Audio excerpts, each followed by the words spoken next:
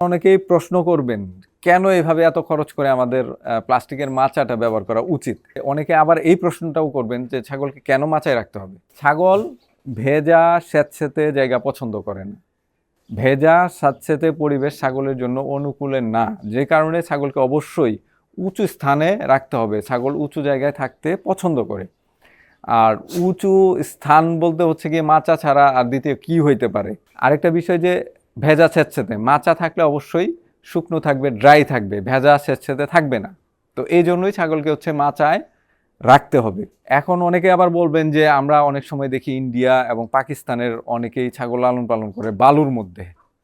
এখন বিষয়টা আপনার বুঝতে হবে, ভৌগোলিক অবস্থান অনুযায়ী আমরা যেই অবস্থানে আছি, আমাদের বাংলাদেশের হিসাবটা করতে হবে যে আমাদের দেশে বাতাসে আর্দ্রতার পরিমাণ, হিউমিডিটির পরিমাণ বছরের প্রায় 10 মাস এক্সেস থাকে, অত্যাধিক থাকে। বাকি 2 মাস হচ্ছে একটু ড্রাই স্পেল বা বাতাসে আর্দ্রতা কম থাকে। ইন্ডিয়া এবং পাকিস্তানের অধিকাংশ অঞ্চলে কিন্তু পানির একটা প্রচুর ক্রাইসিস আছে। তাদের ক্লাইমেটটা, জলবায়ুটা আমাদের থেকে একটু ভিন্ন।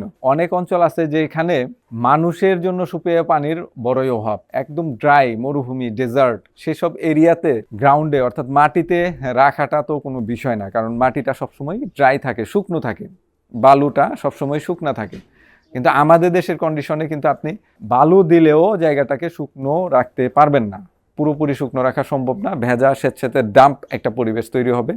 আর ভেজা স্যাঁতসেঁতে পরিবেশে বিভিন্ন ধরনের ব্যাকটেরিয়া গ্রো করে। আর ছাগলের জন্য কিংবা অন্যান্য প্রাণীদের জন্য এটা কিন্তু খুবই ক্ষতিকর। আর ছাগল এমনিতেও ভেজা স্যাঁতসেঁতে জায়গা পছন্দ করে না। ছাগল সবসময়ই গরম পছন্দ করে, উষ্ণতা পছন্দ করে। এই সব মিলে বাংলাদেশের প্রেক্ষাপটে ছাগলকে মাচায় রাখার বিকল্প কোনো অপশন নাই।